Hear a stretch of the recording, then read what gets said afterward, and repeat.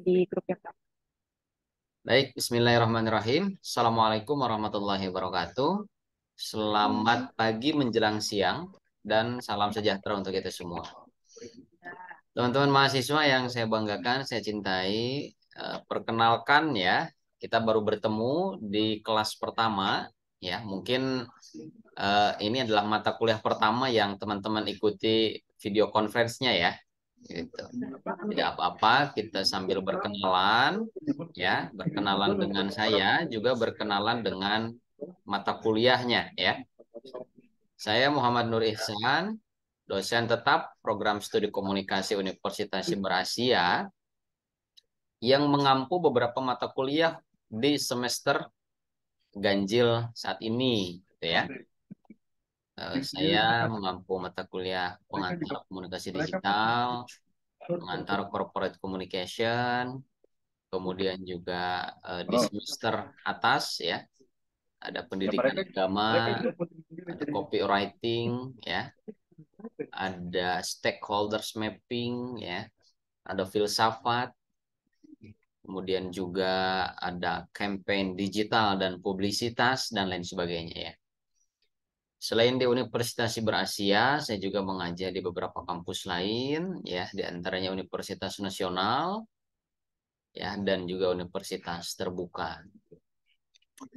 Baik, saya mau menyapa dulu ya sebelum nanti kita berkenalan dengan mata kuliah ini ya karena kita sekarang masih di pertemuan pertama. Nanti saya akan jelaskan teknis atau cara kita berkuliah selama 1 semester ke depan seperti apa ya dan materi yang akan kita pelajari itu apa saja. Ya, saya ingin kembali menyapa walaupun tadi sudah saya tanyakan beberapa nama ya. Sebelumnya juga terima kasih ya kepada Mbak Salsabila yang sudah invite saya di grup WA ya. Itu grup eh, bisa kita gunakan untuk mempermudah koordinasi dan informasi ya. Jadi apapun nanti akan saya infokan di LMS dan juga di WhatsApp group gitu ya. Untuk memudahkan teman-teman mengakses informasi yang saya share. Pertama ya, Mbak Rika Cikalia ya. Mbak Rika Cikalia. Halo Mbak Rika.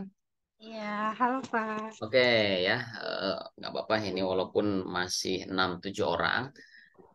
Kembali lagi saya sapa ya, Mbak Rika berasal dari mana? Dari Bogor, Pak. Dari Bogor. Iya. Berarti Mbak Rika ini cukup dekat ya dengan Unsia gitu kan di daerah Hmm, Jakarta Selatan dekat Ragunan ya. Saat ini kesibukannya seperti apa? ya. Sedang bekerja atau tidak bekerja? Saat ini lagi cuma bantu-bantu Mama untuk ngurusin itu Pak Ud. Ada Oke. ngajar Pak Ud gitu, Pak. Hmm, Berarti eh, belum apa ya? Ya maksudnya tidak bekerja di suatu institusi yang mengikat gitu ya. iya, Artinya belum. Mbak Cika ini, Mbak Rika ini gitu ya. Mbak Cika atau Mbak Rika panggilannya? Rika, Rika ya. Rika, Bisa ya. menyesuaikan waktu perkuliahan ya. Iya, Nah, Insya Allah. bisa menyesuaikan. Karena begini teman-teman, Hmm, kuliah di Universitas Siber Asia ini mungkin beberapa waktu yang lalu sudah dijelaskan ya di dalam pensamaku. Ada yang disebut dengan kuliah sinkron. Kuliah sinkron itu adalah kuliah dalam waktu yang bersamaan seperti kita lakukan saat ini gitu ya melalui video conference ya. Apakah itu aplikasinya Zoom, Google Meet atau yang lainnya. Jadi kita bisa bertatap muka secara virtual, bisa berdiskusi ya antara satu dengan yang lainnya gitu ya. Ini yang disebut secara sinkron. Nah, kalau secara asinkron itu teman-teman nanti belajar mandiri di dalam LMS ya. Mengakses materi, mengunduh ya, membaca, berkomentar gitu ya. Itu menjadi salah satu indikator untuk kehadiran teman-teman ya. Untuk kehadiran teman-teman aktif dan tidaknya di dalam mengikuti proses perkuliahan. Jadi tolong diperhatikan ya, karena bobot atau persentase kehadiran itu cukup besar ya, yaitu 30%. Jadi kalau nilainya bagus, tapi kehadirannya rendah ataupun jelek, itu kemungkinan bisa saja teman-teman tidak lulus di mata kuliah ini ya. Jadi tolong diperhatikan. Oke, terima kasih ya Mbak Rika, tetap semangat di dalam mengikuti perkuliahan. Kemudian ada Mbak Desiana. Halo Mbak Desiana. Halo Pak, Ya, sekarang Mbak Desiana posisi ada di mana?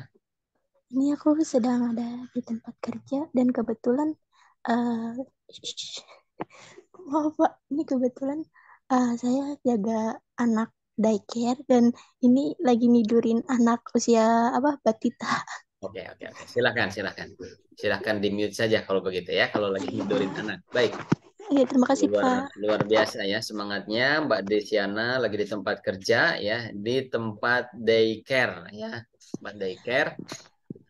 Eh Apapun itu kesibukan aktivitasnya, saya harap teman-teman bisa mengikuti ya, berproses. Yang penting di kelas saya itu berproses. Nilai itu gampang. Saya bukan tipe dosen yang sulit untuk memberikan nilai atau bukan tipe dosen yang pelit akan memberikan nilai gitu ya. Tapi saya lihat aktif dan tidaknya ya, ada itikat baik dan tidak gitu ya di dalam mengerjakan tugas gitu. Masalah nilai itu gampang. Saya tipe orang yang mau membantu untuk nilai asalkan teman-teman ikut berproses. Ya, terima kasih Mbak Diajeng, Mbak Desiana ya. Kemudian Terima sekarang kasih kembali ke Pak. Mbak Diajeng Niken. Selamat Iya, pagi. Pak. Iya, pagi, Pak. Ya, Mbak Diajeng boleh tahu posisinya di mana sekarang? Iya, saya berdomisili di Jakarta Utara. Jakarta Utara. Iya, Kesibukannya betul. seperti apa? Saya sih kesibukannya freelance aja, Pak. Freelance. Kebetulan bantu ibu di apa kantor yang di bawah seluruh Jakarta Utara itu loh, Pak. Oke. Iya, begitu. Baik, ya. Jadi di satu sisi kuliah online ini bisa fleksibel gitu ya, apalagi yang freelance atau bekerja dimanapun kapanpun bisa mengikuti ya. Karena nanti rekaman daripada Zoom kali ini akan saya post ulang gitu ya di dalam LMS gitu. Tetapi yang menjadi kendala kadang nanti teman-teman itu merasa jenuh, bosan gitu ya. Tidak membuka LMS selama beberapa minggu berturut-turut. Itu yang akan menjadi catatan atau note gitu ya. Jadi setiap minggu ya akan saya absenkan yaitu di hari Senin pagi. Saya akan melihat keaktifan teman-teman dari hari Rabu sampai hari Minggu ya di dalam mengakses materi di dalam LMS. Oke, semangat terus ya Mbak Diajeng. Mudah-mudahan kita bisa menyelesaikan mata kuliah ini dengan Iya, maksimal. Pak.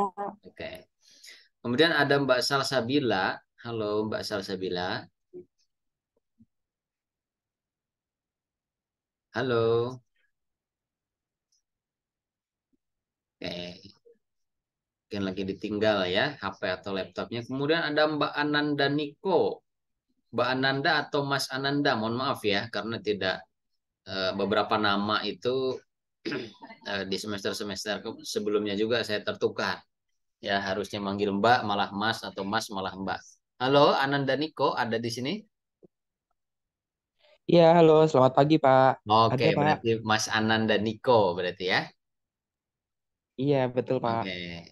Mas Ananda sekarang ada di mana posisinya? Kalau untuk saya sendiri, domisili di Tangerang Selatan, Pak. Cuma Oke. saat ini kebetulan karena ada anak bude saya yang nikah, jadi saya lagi di kampung posisinya, Pak. Oh, di mana itu? Di Wonogiri, Pak. Oh, Wonogiri, Jawa Tengah. Oke. Ada Waduk Gajah Mungkur Iya, di sana ya. Baik, baik. Oke. betul. Selamat mengikuti perkuliahan selama satu semester ke depan. Tolong diperhatikan kehadiran dan keaktifannya ya, Mas Ananda ya. Oke, kemudian Baik, Mbak terima kasih, Nela. Pak. Ya, sama-sama. Ada Mbak Nela. Mbak Nela. Oke, juga belum ada ya. Nah, Mbak Nela, selamat pagi. Masih di mute, Mbak Nela? Masih di mute? Nah, Ya pagi Pak. ya, Mbak Nela, mohon izin posisinya di mana sekarang? Saya lagi di kantor. Oh, lagi di kantor. Di kota mana? Jakarta Barat Pak, Kebon Jeruk. Jakarta Barat. Oke, Jakarta Barat Selatan cukup dekat. Ya, berarti kesibukannya bekerja gitu ya? Iya, Oke. Dan semuanya mungkin dari 18 orang di kelas saya itu adalah mahasiswa baru ya, yang masuk batch ke-7 ya. Oke. Tolong diperhatikan Mbak Nela, nanti ada beberapa fase-fase di dalam perkuliahan, sibuklah, jenuhlah, bosanlah, itu menjadi tantangan teman-teman sendiri gitu ya. Oke, Gitu Pak. ya Mbak Nela ya. Jadi kerjanya aman, kuliahnya juga aman gitu. Semangat terus ya. Baik, terima kasih Mbak Nela dan teman-teman semuanya. Eh, jadi begini ya. Setiap 2 minggu sekali, ya, setiap 2 minggu sekali kita akan mengadakan Vicon, ya.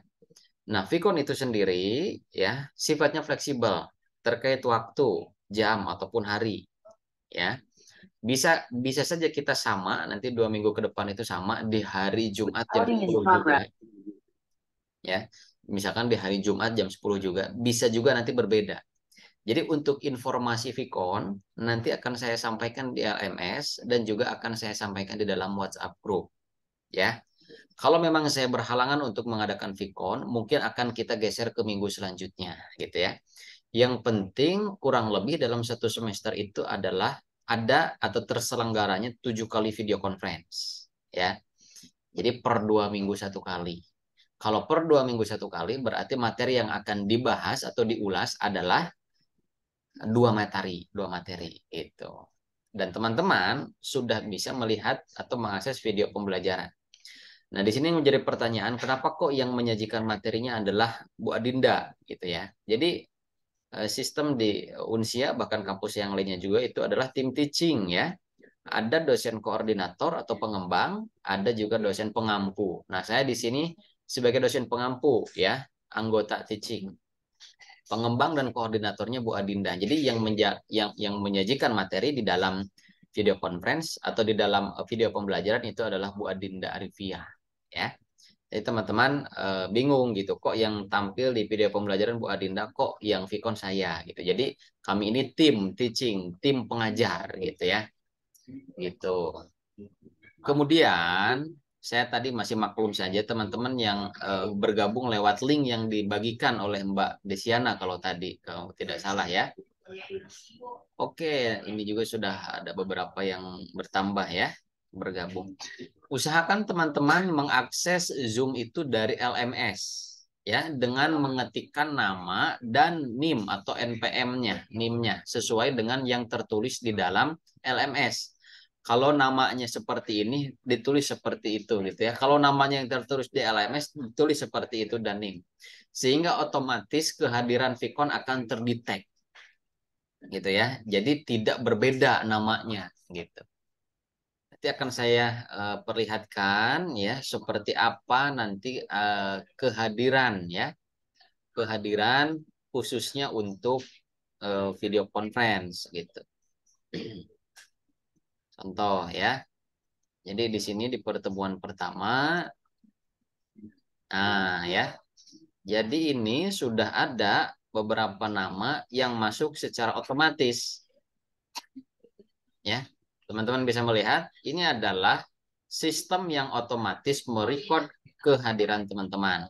Misalkan di sini Diajeng Niken Puspita, berarti Diajeng ini pasti masuknya dari LMS dengan mengklik gabung conference. Nanti yang diminta biasanya nama sesuai yang tertulis dalam LMS juga NIM-nya.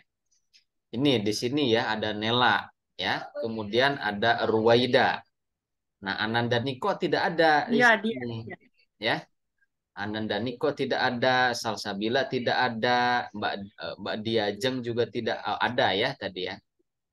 Kemudian Ya, Pak. Ya.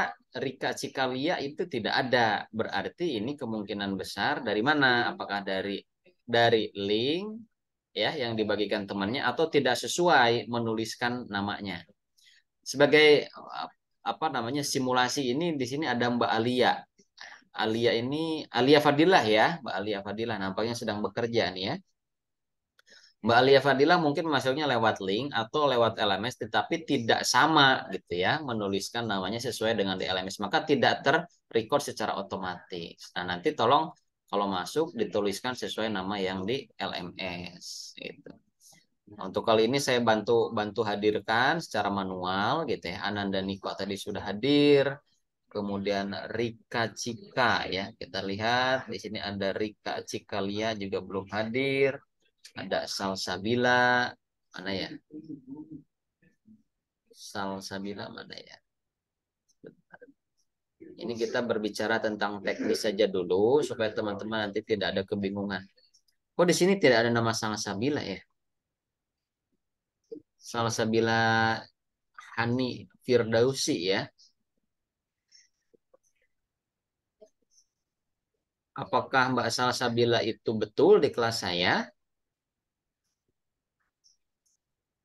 Kemudian Desiana ya, ini juga belum hadir. Kemudian siapa ini? Ada Ananda Nika. Oke, sudah ya. Berapa orang? 4, 5, 6, 7 ya. Saya sudah menghubungi IT support belum dibalas. Oke, saya nanti bantu komunikasikan ya. Desiana ada itu, Pak. Iya, Desiana. Ini Salsabila ya. Bi, nona lo, Babi, tempatku, Babi. Oke, teman-teman, saya infokan lagi ya bahwa di kelas saya nanti beberapa minggu sesuai dengan materinya mungkin akan ada kuis ya. Kuis itu sifatnya multiple choice atau pilihan ganda sebagai latihan dan untuk menabung nilai. Jadi teman-teman silahkan baca dulu materi yang sudah saya share. Misalkan pertemuan kedua nanti akan saya share kuis.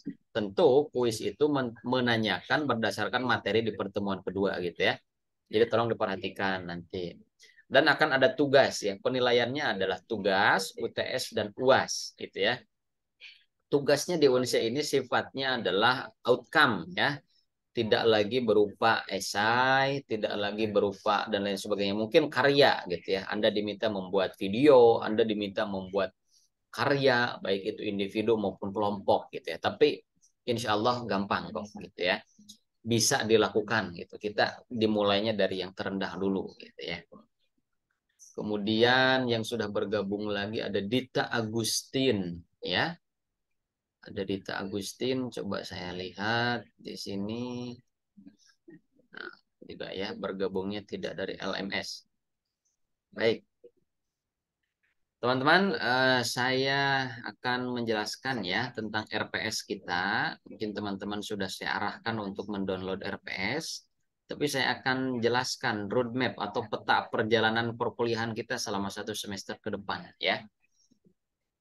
Jadi di sini teman-teman silahkan ya melihat materi apa saja yang akan kita pelajari di dalam minggu pertama, minggu kedua sampai nanti minggu terakhir ya.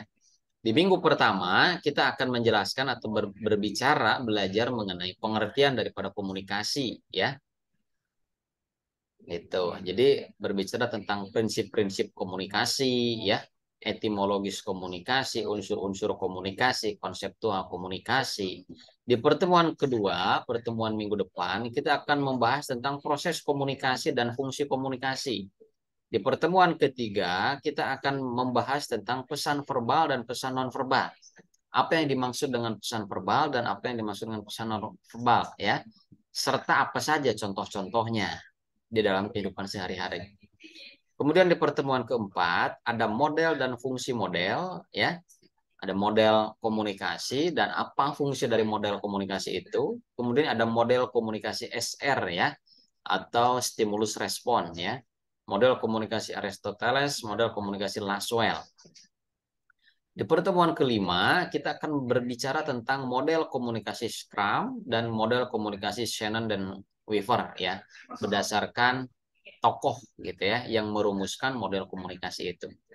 Nah, kita harus pahami betul seperti apa model-model komunikasi dan apakah kita sudah menjalankan melakukan model komunikasi di dalam keseharian kita gitu ya. Baik itu di lingkungan pekerjaan kita, di lingkungan keluarga kita, di lingkungan pertemanan kita atau di lingkungan masyarakat kita. Kemudian di pertemuan ke-6, nah di pertemuan ke-5 biasanya akan ada tugas ya. Pertemuan ke-5 biasanya, tapi nanti kita lihat ya. Cocoknya tugas itu di pertemuan keberapa. Di pertemuan ke-6 ada sejarah ilmu komunikasi, kemudian sifat eklektif ilmu komunikasi ya, dan tradisi-tradisi dalam ilmu komunikasi.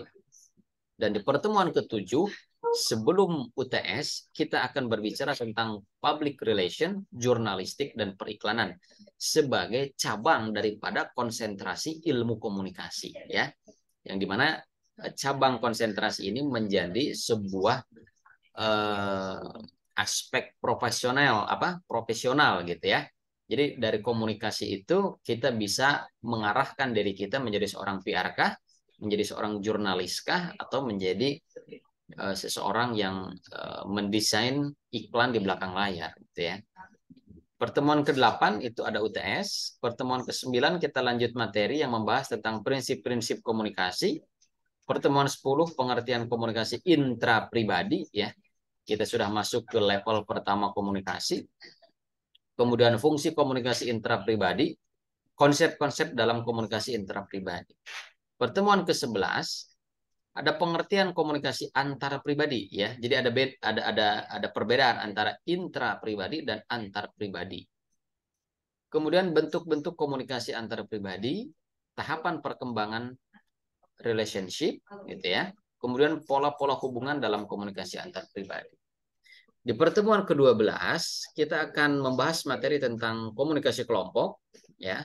Kemudian mengapa orang bergabung dalam kelompok ya, jenis-jenis kelompok dalam grup atau teamwork ya. Atau network. Di pertemuan ke-13 kita akan membahas komunikasi organisasi sebagai level selanjutnya ya. Ada 5 level komunikasi itu nanti kita akan bahas. Kemudian masalah-masalah dalam komunikasi organisasi, tentang leadership, budaya, dan iklim organisasi. Di pertemuan ke-14 ya, ada pengertian dan karakteristik komunikasi massa, proses dan karakteristik isi pesan komunikasi massa, fungsi komunikasi massa.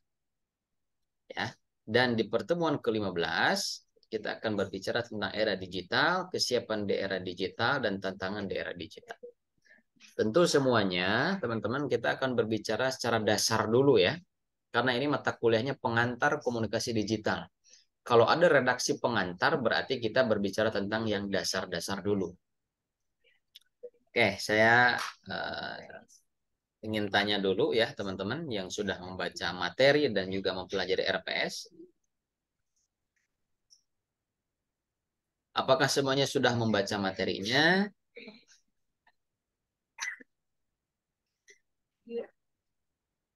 Halo, apakah semuanya sudah membaca materinya? Lalu jika sudah membaca materinya, apa yang ditangkap dari materi yang sudah disajikan, baik dari materi PDF ya, dari modul ataupun dari penjelasan di dalam video pembelajaran? Apa kesimpulan sementara yang bisa diambil daripada materi pada pertemuan pertama? Oke, kalau begitu saya akan menjelaskan, tetapi tidak mengulang, ya. Bukan mengulang apa yang dijelaskan oleh Bu Adinda, ya, tetapi saya ingin mempertegas saja. Nah, nanti teman-teman boleh bertanya langsung, boleh berdiskusi atau mengajukan pendapat atau pernyataan, ya. Nah, teman-teman, kalau saya menjelaskan secara tekstual, teman-teman bisa membaca sendiri, gitu ya. Nah, yang ingin saya sampaikan bahwa esensi daripada komunikasi itu apa, ya?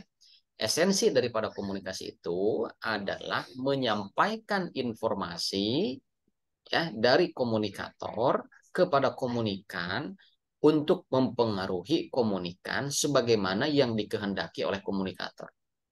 Jadi proses komunikasi atau esensi komunikasi itu adalah mempengaruhi seseorang ya berdasarkan apa yang kita inginkan. Tentu ya pernyataan tersebut tidak semudah atau seringan yang kita bayangkan gitu ya. Mempengaruhi dalam aspek mana ya? Ada yang disebut dengan aspek kognitif atau berbicara tentang pengetahuan seseorang ya. Kemudian juga ada yang selain aspek kognitif itu ada aspek afektif gitu ya, berbicara tentang perasaan, tentang sikap, dan juga masuk pada level atau aspek psikomotorik atau konatif gitu ya. Nah, aspek mana yang akan kita sasar?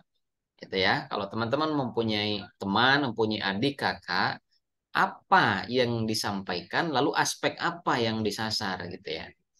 Jadi komunikasi itu adalah upaya seseorang menyampaikan informasi kepada orang lain dengan tujuan agar orang yang menerima informasi itu berubah sesuai dengan apa yang kita inginkan.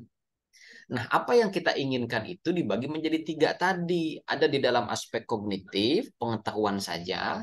Ada di dalam aspek afektif, perasaan atau sikap, gitu ya. Ada di dalam aspek psikomotorik. Contoh, saya, gitu ya, ingin berkomunikasi dengan teman-teman mahasiswa di kelas pengantar komunikasi digital. Yang saya sasar adalah aspek kognitifnya, aspek pengetahuan. Indikatornya apa? Dari yang tidak tahu menjadi tahu, dari yang tidak paham menjadi paham. Itu saya menyasar pada aspek kognitif, ya. Teman-teman pun gitu ya, berkomunikasi di lingkungan keluarga, ya, di lingkungan masyarakat, di lingkungan pekerjaan, ingin memberikan instruksi, ingin memberikan perintah, berarti kita gitu ya, berkomunikasi gitu ya dalam rangka mempengaruhi seseorang untuk sesuai atau mempengaruhi seseorang sebagaimana yang kita inginkan di level kognitif tadi. Oh, orang itu menjadi paham dari pesan-pesan yang saya sampaikan, ya. Dari tidak paham menjadi paham, dari tidak tahu menjadi tahu, dari tidak mengerti menjadi mengerti. Atau juga masuk pada level kedua, ya, yaitu aspek afektif, aspek rasa, aspek sikap. Ketika saya menyampaikan pesan kepada Mbak Diajeng, kepada Mbak Nela, gitu ya, ada perasaan yang berubah, gitu ya, ada perasaan yang berubah antara senang dan tidak senang, gitu ya, antara puas dan tidak puas. Itu aspek afektif yang disasar daripada proses komunikasi, gitu. Nah, selain aspek kognitif, selain aspek afektif, ada level ketiga, yaitu aspek psikomotorik, gitu ya, atau aspek perilaku. Jadi kalau kita sudah menyasar pada aspek psikomotorik, otomatis kita sudah melalui 2 aspek sebelumnya, yaitu kognitif, afektif, lalu psikomotorik. Apa bunyinya ya? Sisi komunikasi yang disampaikan atau disasar pada aspek psikomotorik. Kita menyampaikan pesan kepada seseorang atau kepada sekelompok orang dengan tujuan merubah perilakunya, gitu ya. Contohnya ini banyak ditemui pada aspek-aspek komunikasi pemasaran, ya. Kita menawarkan barang, menawarkan jasa dari yang tadinya orang lain itu tidak berniat membeli, setelah kita berikan penawaran, berikan program, berikan penjelasan, akhirnya orang tersebut melakukan pembelian. Dan itu yang kita harapkan, ya, dari yang tidak membeli menjadi membeli, ataupun dari yang tadinya tidak berlangganan menjadi berlangganan, gitu ya. Contohnya teman-teman melihat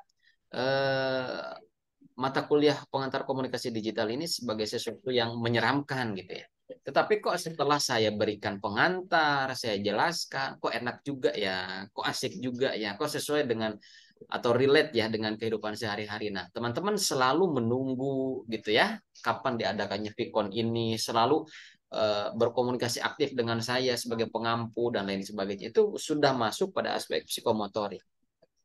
Jadi, esensi daripada komunikasi itu adalah kita sebagai komunikator, ya, komunikator itu adalah orang yang menyampaikan pesan, sementara komunikan adalah orang yang menerima pesan.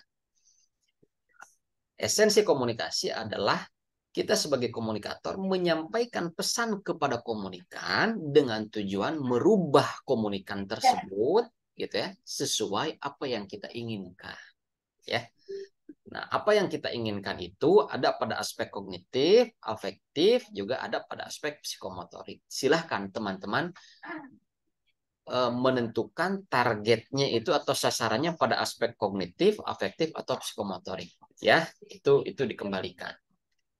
Nah, barusan sudah saya berikan pengantar tentang esensi gitu ya, yang memang tidak ada di dalam materi di sini. Karena saya harapkan teman-teman kalau materi dibaca sendiri gitu ya, sudah bisa membaca gitu kan, mungkin bisa menginterpretasikan, tetapi saya lengkapi dengan penjelasan yang tak tertulis. Nah, teman-teman, kemudian di sini ada unsur-unsur komunikasi. Apa yang disebut dengan komunikator itu siapa yang mengatakan? Ada saya, gitu ya. Nah, unsur-unsur komunikasi ini relevan dengan model Laswell. Ini model komunikasi tertua, ya. Jadi Laswell itu mengatakan siapa, ya, mengatakan apa, kepada siapa, melalui media apa, dan menghasilkan efek seperti apa. Siapanya saya, ya. Sekarang ini sebagai komunikator saya, ya kan, menyampaikan pesannya apa, materi tentang mata kuliah pengantar komunikasi digital, itu pesan saya. Medianya apa, medianya dimulai dari LMS, ya, media perkuliahan, kemudian ada Zoom gitu kan, sampai akhirnya kita bisa bertatap muka secara virtual. Komunikannya siapa? Anda sebagai teman-teman mahasiswa komunikasi. Lalu efeknya seperti apa? Atau pengaruh daripada pesan saya seperti apa? Tadi saya katakan, efeknya ada pada aspek kognitif, afektif, atau psikomotorik. Di antara Mbak Nela, Mbak Diajeng, kemudian ada Mbak Ruwaida, dan semuanya, itu beda-beda. Jadi efek yang saya sampaikan itu mungkin di Mbak Nela itu hanya di kognitif saja, paham saja, gitu ya. Tapi dari yang dirasakan oleh Mbak Diajeng itu sampai pada aspek afektif. Selain paham, juga berkesan ya mata kuliah ini, gitu ya. Atau puas ya mendengarkan materi yang saya jelaskan, gitu. Atau Mbak Ruwaida pada aspek ketiga, yaitu psikomotorik. Selain mengerti, gitu ya, kemudian juga merasa nyaman dan puas atas penjelasannya, saya menjadi tertarik gitu ya. Saya menjadi menunggu-nunggu kapan momen video conference mata kuliah ini gitu ya. Itu sudah masuk pada kognitif, afektif, dan psikomotorik. Jadi berbicara komunikasi tidak akan terlepas daripada 5 unsur. Siapa mengatakan apa, melalui media apa, gitu ya. Siapa mengatakan apa, kepada siapa, melalui media apa, dan menghasilkan efek seperti apa, ya. Ini juga sama, ya. Nah, kalau komunikatornya ini bisa personal, bisa juga kelompok. Ya, nanti kita akan masuk pada level-level komunikasi, gitu kan. Ini komunikator itu adalah seseorang atau suatu lembaga atau suatu kelompok yang menyampaikan pesan, gitu ya. Jadi komunikator itu tidak harus seseorang saja, tapi sekelompok orang bisa, gitu ya. Menyampaikan pesannya apa? Nah, di dalam cara berkomunikasi, yang nanti tentu setiap pertemuan kita akan meningkat bahasannya, gitu ya, akan bertambah materinya, bertambah sulit, gitu ya, untuk dipahami. Makanya kita harus pelan-pelan. Pesannya itu dibagi menjadi Punten Pak, suaranya kategori. putus-putus. Oh, putus-putus ya. Sekarang sudah terjelas, terdengar dengan jelas? Halo? Halo? Ya, sudah jelas? Mohon izin Pak, suaranya putus-putus. Sudah, Ya, Pak. Ya. sebentar kalau begitu. Sebentar. Saya izin pengganti ininya ya.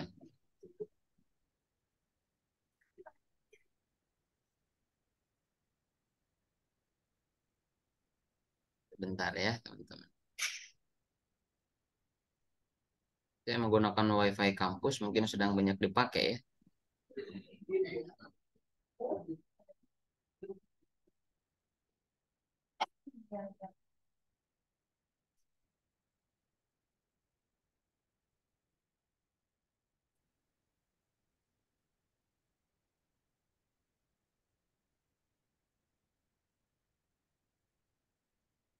Oke, cek. Apakah sudah terdengar jelas?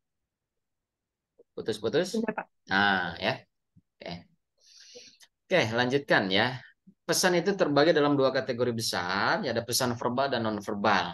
Nah, pesan verbal dan non-verbal ini saling melengkapi, ya. Kadang kita berkomunikasi tidak akan terlepas dari 2 kategori ini, verbal dan non-verbal. Contoh sederhana. Nanti kita akan berbicara tentang teorinya, tapi contohnya saja dulu ya. Saya spill dari sekarang. Nada suara, ekspresi wajah itu adalah pesan nonverbal. Ya, nada suara loh. Kan suka ada quote gitu ya, atau konten dimanapun itulah, di TikTok atau di IG gitu ya. Kadang kita konflik berselisih paham itu bukan karena pesannya, tapi karena nada suaranya, gitu kan. Nada suara itu adalah pesan nonverbal. Akan berbeda ketika kita sedang capek, lapar, ketika sedang tenang, ketika sedang ngantuk, nada bicara kita, gitu ya. Nah, bagaimana pesan verbal dan nonverbal ini bisa kita atur gitu ya, sesuai dengan kebutuhan. Saya berbicara seperti ini itu adalah verbal vokal ya. Ada ucapan ya, ada suara yang terdengar, juga ada ekspresi yang bisa terlihat, teman-teman ya. Ada saya menggerakkan tangan, kemudian saya menggunakan intonasi nada gitu ya. Mungkin ada dialek kedaerahannya juga masih terbawa. Itu adalah pesan verbal dan nonverbal. Dan tidak mungkin kita tidak berkomunikasi tanpa verbal dan nonverbal. Hampir setiap hari kita berbicara verbal nonverbal. Ya, itu ekspresi wajah seseorang yang sedang berbicara, berdiri kemudian memasukkan tangannya ke dalam saku gitu ya, saku celana, itu pun pesan nonverbal. Oke, sementara sampai di sana dulu gitu ya. Kemudian media. Media ini berbicara tentang media elektronika, media non elektronika, media massa atau media apapun itulah ya. Kita sekarang menggunakan medianya apa? Media Zoom ya, media LMS gitu.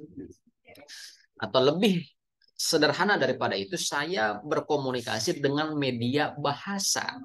Media saya adalah bahasa Indonesia untuk mentransfer informasi yang saya sampaikan ke teman-teman semuanya. Jauh sebelum kita berbicara media handphone, media laptop, media elektronik. Jadi bahasa itu adalah media sederhana yang relatif digunakan manusia untuk berkomunikasi. Kalau zaman dulu gitu ya, di era society 1.0 mungkin ya, atau revolusi industri 1.0 itu manusia itu menuliskan atau memberikan informasinya itu menggunakan media apa? Batu gitu ya. Dituliskan tuh ada di dalam batu, di dalam dinding-dinding gua gitu ya. Itu medianya. Atau dulu kita berbicara jauh gitu ya, sebelum masa peradaban datang, itu mereka mengkomunikasikan sesuatu itu dengan tanda dan simbol. Itu disebut dengan semiotika ya. Nanti teman-teman akan berbicara apa yang disebut dengan semiotika, sibernetika di dalam materi tradisi ilmu komunikasi. Untuk menandakan keberadaan suatu kelompok itu mereka memberikan tanda dengan apa? Dengan asap. Contohnya, oh berarti ada orang gitu ya di wilayah itu. Begitu. Nah, ini media yang digunakan. Kemudian komunikan juga sifatnya personal, organisasi, ya. Bisa seseorang atau bisa sekelompok orang, ya. Dan tadi saya katakan efek itu ada di ranah pengetahuan atau kognitif, di ranah perasaan atau afektif, ya, di ranah perilaku atau psikomotorik. Ranah yang mana yang disasar oleh teman-teman untuk mengubah seseorang. Jadi komunikasi itu adalah tadi ya esensinya, upaya yang dilakukan seorang komunikator untuk merubah seseorang melalui pesan-pesan yang disampaikan. Contohnya, kenapa sih orang tua saya selalu marah-marah ke saya gitu gini? Oh, mungkin karena orang tua teman-teman tidak paham dari jawaban atau penjelasan teman-teman. Berikanlah pemahaman dengan bahasa yang sederhana, bahasa yang mudah dimengerti. Atau kenapa sih atasan saya tidak paham-paham, atau kenapa atasan saya selalu marah gitu.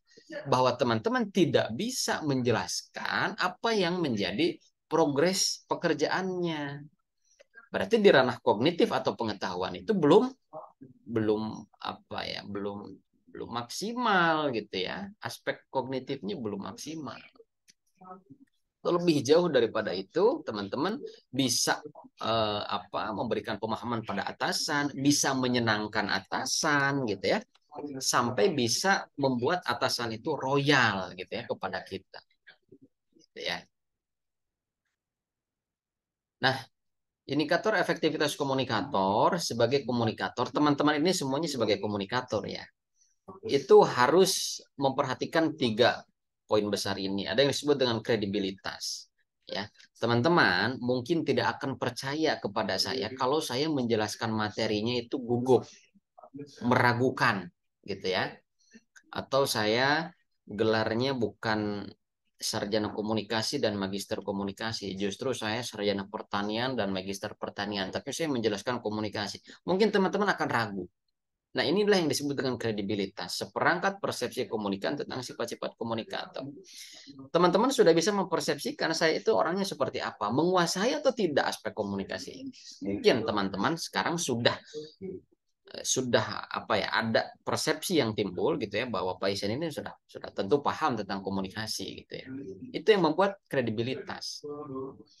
Contoh, kenapa kita harus bisa meyakinkan konsumen? Maka konsumen sebelum melihat produknya adalah melihat kita dulu, meyakinkan nggak kita gitu ya untuk menawarkan barang atau jasa gitu ya, menawarkan properti, menawarkan asuransi, menawarkan apapun itu. Kalau kita orang yang kredibilitas gitu ya, tentu kita akan mengetahui seluk-beluknya. Nggak lucu kan kalau kita ditanya ini rumahnya apa namanya, materialnya apa saja ya, apakah dibuat dari bata merah atau bata putih. Terus teman-teman nggak bisa menjawab, oh, kurang tahu ya.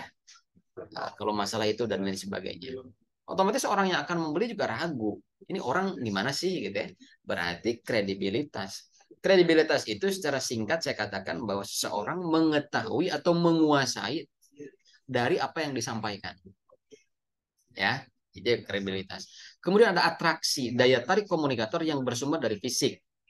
Kalau saya ngomong tanpa gerak dan lain sebagainya, kemudian intonasinya datar gitu ya, mungkin teman-teman jenuh, ngantuk ya. Tapi dari tadi saya kan berdinamika gitu ya, tangan bergerak meyakinkan, kemudian saya menyapa dari awal itu untuk membuat engagement ya, ada kedekatan, ada ikatan antara saya dengan teman-teman. Dan ada homofili dan heterofili. Apa maksudnya? Homofili ini dimaksudkan untuk membangun kedekatan antara komunikator dengan komunikan sehingga proses penyampaian informasinya lebih mudah. Homofili ini berbicara tentang kesamaan. Contoh misalkan, Mbak Diajeng ini dari mana sih? Dari Jawa Barat. Oh iya, sama saya juga dari Jawa Barat. Minimal itu. Oh, sudah terbentuk homofili.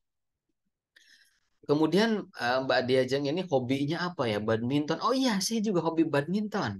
Nah, dari kesamaan-kesamaan itu akan timbullah ya kemudahan komunikasi gitu. Atau Mbak Nela ini pekerjaannya apa ya? Digital marketing. Oh iya, saya juga pernah di digital marketing. Itu contohnya. Atau misalkan Mbak Aila ini orang mana ya? Orang Sunda. Oh iya, saya juga orang Sunda kebetulan. Dari adanya kesamaan itu akan mempermudah proses komunikasi. Berbeda kalau heterofili ya. Heterofili itu banyak perbedaan. Apa yang disampaikan atau informasi apa yang disampaikan oleh komunikator maupun komunikan di antara keduanya itu berbeda. Ya, ini memerlukan upaya yang lebih lagi. Kemudian kekuasaan, kemampuan menimbulkan ketundukan, ada kekuasaan koersif, ya, ada kekuasaan keahlian. Kekuasaan koersif ini mengendalikan, memaksa, gitu ya. Dia punya kewenangan secara struktural, misalkan. Ada kekuasaan keahlian, dia kuasa atas keahlian tertentu. Misalkan saya keahliannya di bidang komunikasi, saya berkuasa di bidang komunikasi. Orang saya dosen komunikasi, gitu ya. Nah, kemudian kekuasaan informasional. Saya punya banyak informasi tentang komunikasi. Teman-teman nggak tahu tentang komunikasi, maka saya berkuasa. Saya berkuasa untuk memberikan tugas seperti apapun itu karena saya orang yang menguasai informasi tentang komunikasi dan saya juga orang yang ahli gitu. Teman-teman pun silahkan gali gitu ya, keahliannya apa, informasi yang dimiliki apa. Kekuasaan rujukan artinya banyak orang yang merujuk saya sebagai dosen komunikasi atau sebagai pembicara di salah satu seminar baik itu nasional maupun regional gitu ya. Oh, orang A atau instansi A, divisi A gitu ya merekomendasikan saya, merujuk saya sebagai seorang komunikator atau pembicara. Atau kekuasaan legal gitu ya. Saya sebagai dosen tetap komunikasi itu legal saya gitu. Dosen tetap komunikasi Unsia gitu ya. Nah ya, jadi itu yang harus dicatat. Apa esensi dari komunikasi itu adalah upaya atau proses komunikasi yang dilakukan oleh komunikator yang disampaikan kepada komunikan bertujuan untuk mengubah komunikan itu sebagaimana apa yang diinginkan oleh komunikator, baik di ranah kognitif, afektif maupun psikomotorik. Nah, apa yang membuat seseorang itu berubah? Tentu pesan, ya kan? Pesannya itu sifatnya apa? Ya, pesan daripada sifat daripada pesan itu bisa persuasif, mengajak, bisa hanya informatif, hanya menginformasikan, bisa juga argumentatif gitu ya, menyampaikan argumen gitu ya, bisa naratif gitu ya, menyampaikan cerita gitu ya, bisa eksploratif, menyampaikan kekurangan kelebihan tentang sesuatu hal gitu ya, dan lain sebagainya. Tapi kalau kita lihat bahwa pengertian daripada pesan itu adalah keseluruhan dari apa yang disampaikan oleh komunikator. Pesan seharusnya mempunyai inti pesan atau tema. Pesan terdiri dari dua aspek, yaitu isi pesan dan lambang atau simbol yang mengekspresikannya. Pesannya apa? Gitu ya. Saya memberikan pesan materi perkuliahan pertama. Ekspresinya seperti apa? Ya, ekspresi saya meyakinkan dan dengan cara memberikan contoh. Teman-teman menjadi paham, menjadi yakin, gitu ya. Timbul satu pertanyaan. Kalau pesan itu dimaknai sebagai apa namanya? Atau pesan itu bisa kita lihat dalam bentuk apa namanya? Kata-kata, tulisan. Lalu Pak, kalau ada orang yang bersiul gitu ya dengan sengaja gitu. Apakah itu termasuk pesan? Siulan gitu ya, misalkan ada satu cewek lewat ke depan cowok gitu ya, ada beberapa orang cowok lalu bersiul gitu ya. Kemudian si ceweknya menginterpretasikan, wah ini gue digoda nih atau diceng-cengin atau gimana lah ya bahasanya gitu. Itu pesan atau tidak gitu ya. Kembali lagi pada penjelasan saya tadi bahwa pesan itu ada verbal dan non verbal. Itu merupakan sebuah pesan juga, tapi pesannya non verbal gitu ya. Apa maksudnya daripada siulan itu? Hanya komunikator lah yang tahu maksud yang sebenarnya. Tetapi kita sebagai komunikan itu berhak menginterpretasikan makna daripada pesan non verbal itu tadi. Sebagaimana yang dikatakan McLuhan bahwa medium is message ya. Jadi media itu adalah pesan itu sendiri ya. Jadi di komunikasi ya, kalau teman-teman mempelajari ilmu komunikasi itu sangat unik sekali. Apa maksud daripada the medium is message yang disampaikan oleh McLuhan? Media adalah pesan itu sendiri. Contohnya, Mbak Nela gitu ya, yang kebetulan terlihat ada Mbak Nela yang open cam, Mbak Diajeng, Mbak Alia ya, hanya 3 orang. Atau Mbak Alia menggunakan apa namanya? Selalu menggunakan atau berpakaian dengan tone pakaian yang serba gelap, contohnya ya, apakah itu coklat, hitam dan lain sebagainya. Kemudian orang-orang mempersepsikan bahwa Mbak Alia ini orangnya tenang, kalem, tertutup ya, karena itu pesan psikologis. Tanpa Mbak Alia menjelaskan kepada orang lain, kepada teman-teman kantornya, kepada teman-teman di keluarganya, gitu ya. Mbak Alia ini sudah menjelaskan atau memberikan pesan kepada orang lain. Lewat apa? Lewat penampilannya. Karena dari hari Senin sampai Jumat jam kerja, itu relatif menggunakan baju yang berwarna gelap atau tenang. Ada coklat, ada abu, ada hitam, gitu ya. Ada apalagi, pokoknya bernuansa gelap, contohnya ya. Atau misalkan kita balik ya, ada Mbak Diajeng selalu menggunakan warna-warna yang relatif cerah atau terang. Kalau meminjam bahasa atau istilah beberapa momen gitu ya, di Jakarta ya ada yang disebut dengan cewek bumi gitu ya. Terus apalagi cewek apa kue gitu ya dan lain sebagainya lah.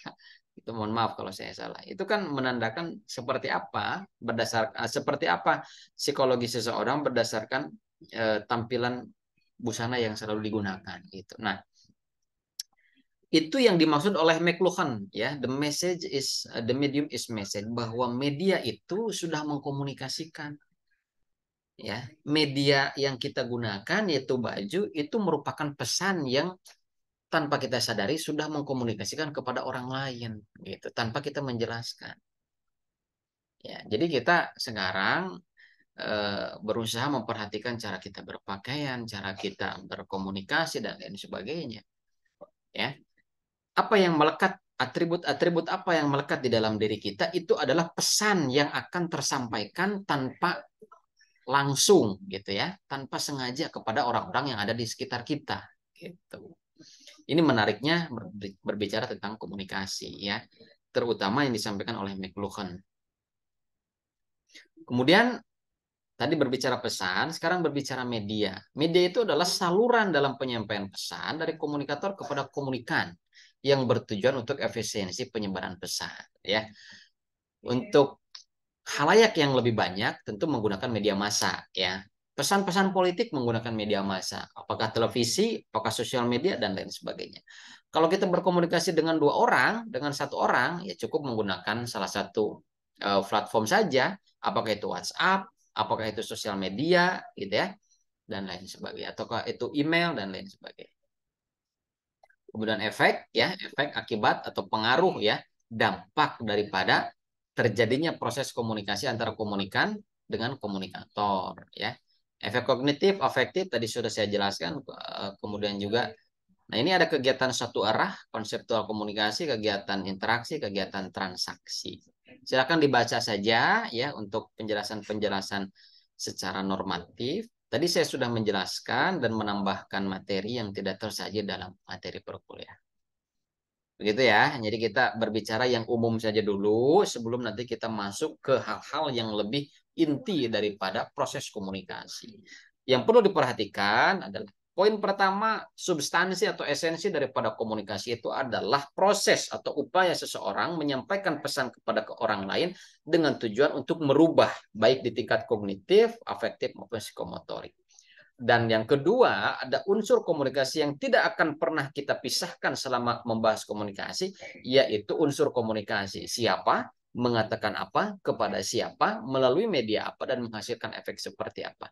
Siapa itu komunikator, mengatakan apa itu message atau pesan, kepada siapa itu dikatakannya, yaitu komunikan, melalui media apa, berbicara media, dan menghasilkan efek atau pengaruh seperti apa.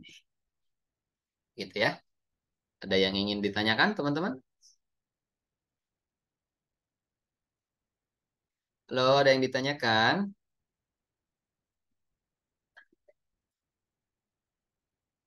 Oke, kalau memang tidak ada yang ditanyakan, mungkin kita cukupkan sampai di sini saja dulu sebagai vikon pertama kita ya. Mudah-mudahan bisa menambah pemahaman teman-teman selain menonton atau menyaksikan video yang disampaikan oleh Bu Adinda. Kita nanti akan bertemu lagi pada video conference kedua. Ditunggu saja informasi yang saya sampaikan di LMS dan di dalam WhatsApp group. Untuk kehadiran di kehadiran Vicon tadi sudah saya absenkan ya di awal sebelum menjelaskan materi. Begitu saja ya Mbak Diajeng, Mbak Ayla, ya Mbak Rika dan teman-teman yang lain. Baik, Pak.